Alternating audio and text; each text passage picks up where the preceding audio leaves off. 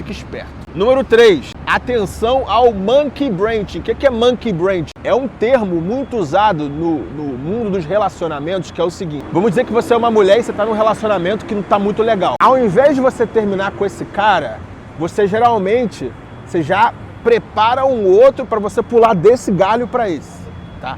Monkey branch é exatamente isso. Monkey é macaco, branch é galho. Então a mulher, ela não vai largar o osso de um enquanto ela não tiver a garantia que ela já vai ter outro galho para pular.